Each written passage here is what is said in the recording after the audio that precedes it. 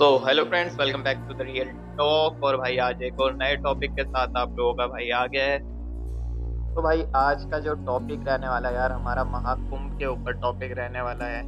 महाकुंभ की आपने काफी न्यूज देख रहे होंगे और दिमाग में अब तो बैठ गया होगा भाई महाकुंभ, और हर किसी के दिमाग में है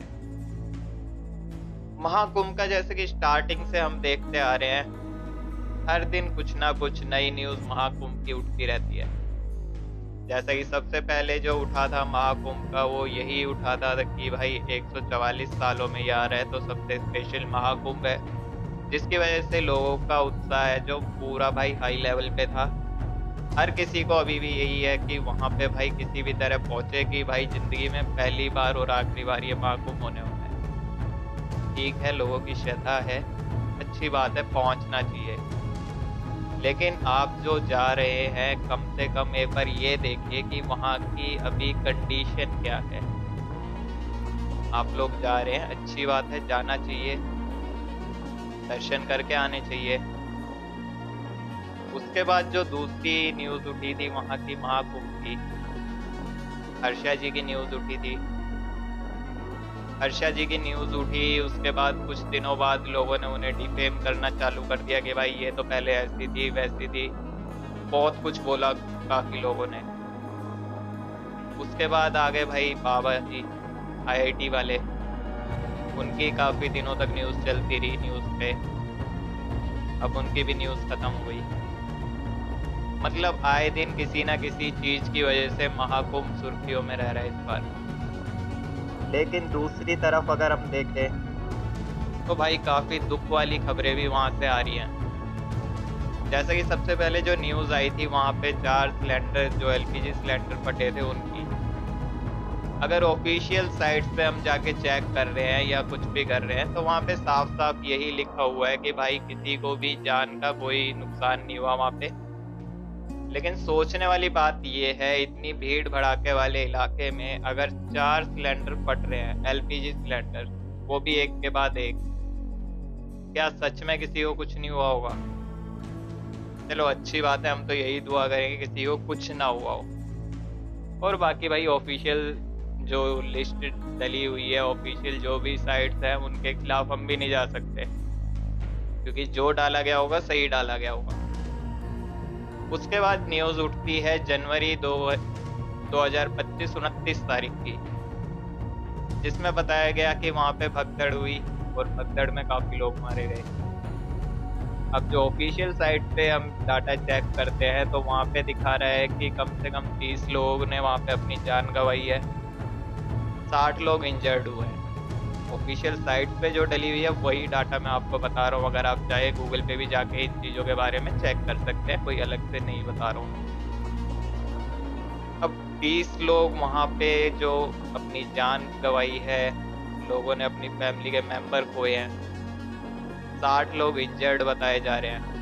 लेकिन वहाँ के जो लोग हैं जो वहाँ पे प्रेजेंट थे, उन लोगों से जब पूछा गया तो अलग अलग आंकड़े निकल के सामने आ रहे हैं। कोई 50 बता रहा है, कोई 100 बता रहा है।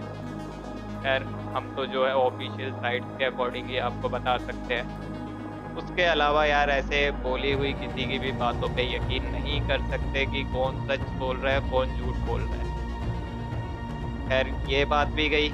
इसके बाद अब जो मेन हादसा हुआ है अभी 2 दिन पहले, वो भी महाकुंभ के रिलेटेड ही था।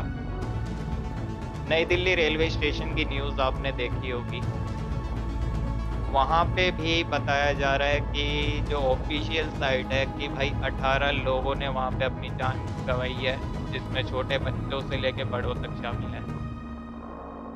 ऑफिशियल साइट पे 18 है, असलियत में कितने लोगों ने अपनी जान गंवाई है इसका कोई अंदाजा कोई नहीं लगा सकता। लोगों ने अपने फैमिली मेंबर खोए हैं। हम तो यही दुआ करेंगे कि भाई जिन्होंने भी अपनी जान गंवाई है इसमें, उनकी आत्मा को शांति मिले।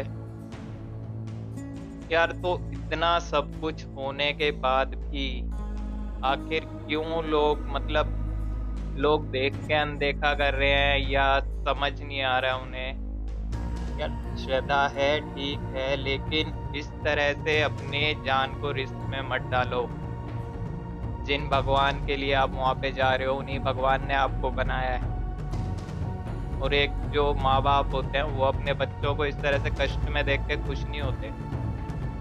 भगवान हमारे माँ बाप है, हमें इस तरह से कष्ट में देख के खुश नहीं होंगे वो। इसी तरह से एक कहानी है, आपको सुनाना चाहूँगा। ये एक गुरुजी के ही से सुनी हुई कहानी है कि एक साधु जी थे, जंगल में बैठे थे, साधना कर रहे थे।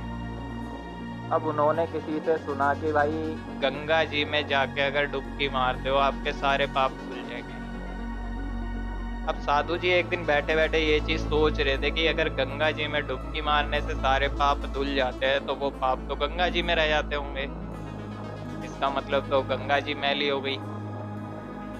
तो उन गुरुजी ने काफी जगह इस चीज का आंसर ढूंढने की कोशिश करी, लेकिन इस चीज का जवाब किसी के पास नहीं था। अब साधु जी हठ योगी थे, बैठ गए अपनी तपस्या में, भोले बाबा को प्रसन्न किया।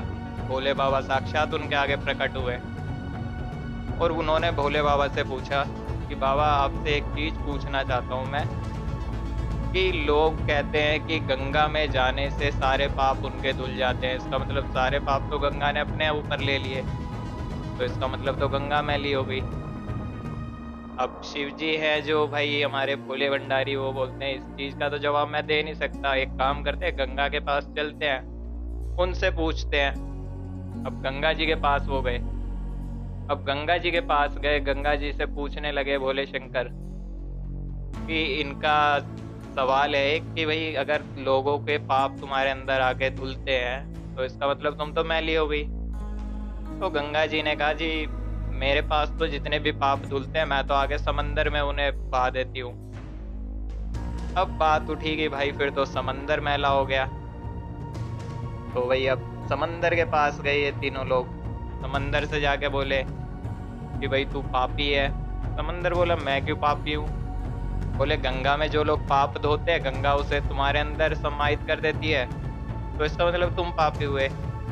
तो समंदर बोलता है भाई मैं कोई भी पाप अपने पास नहीं रखता, मैं तो उन्हें भाप बना के बादलों के पास भेज देता हूँ। अब भाई यहाँ पे फिर से ये लोग कंफ्यूज हो गए। अब ये लोग बोले इसका मतलब तो बादल पापी हो गए। ये सब लोग मिलके जाते हैं बादलों के पास। बादलों के पास जाके वहां पे बोलते हैं भाई तुम तो पापी हो। वो बोलता है मैं क्यों पापी हूँ? बोलते जी गंगा ने जो पाप थे वो सारे समंदर को दिए, समंदर ने जो पाप थे वो सारे तुम्हें दे दिए, तो इसका मतलब तुम पापी हो गए। तब भाई बादल जो है इतना खूबसूरत जवाब देता है, कहता है जो मेरे पास पाप आते हैं भाप बन के उन्हें तो मैं वापस धरती पे बरसा देता हूँ बारिश के रूप में। और उससे जो अनाज उगता है, जिस तरह का लोगों का विचार होता है, जिस तरह का मन होता है, वो उस मन से उस खाने को खाते हैं और उनका मन फिर वैसा ही हो जाता है। तो इसका भाई मेन यही है कि जब तक आप अपना मन साफ नहीं करोगे, आप चाहे गंगा में डुबकी मारो, यमुना में डुबकी मारो, कोई कुछ नहीं कर सकता आपका। तो आप लोगों से हाथ जोड़ के मैं यही रिक्वेस्ट करूंगा कि यार अपनी फैमिली के बारे में सोचो, अपने बच्चों के बारे में सोचो। दर्शन करने जाओ महाकुंभ के, बहुत ही अच्छी बात है, लेकिन थोड़ा सा जो भाई वहाँ की अभी सिचुएशन चल रही है उसको थोड़ा देख के जाओ यार। अगर आपको कुछ हो जाता है आपकी फैमिली वालों का क्या हाल होगा वो आप सोचिए। अगर आप अपना मन साफ रखते हैं तो आपको कहीं जाने की जरूरत नहीं है, आपके मन में भगवान बसते हैं। और हमारे हिंदू धर्म की सबसे बड़ी खूबसूरती यही है कि हमें अपने भगवान के लिए कहीं जाने की जरूरत नहीं है, हर जगह हमारे भगवान हैं। तो आज के टॉपिक में यार बस इतना ही था। उम्मीद करता हूँ कुछ लोगों को ये बात समझ में आई होगी। नेक्स्ट वीडियो में नेक्स्ट टॉपिक के साथ आपसे फिर दोबारा मिलूंगा। तब तक के लिए बाय, जय श्री राम।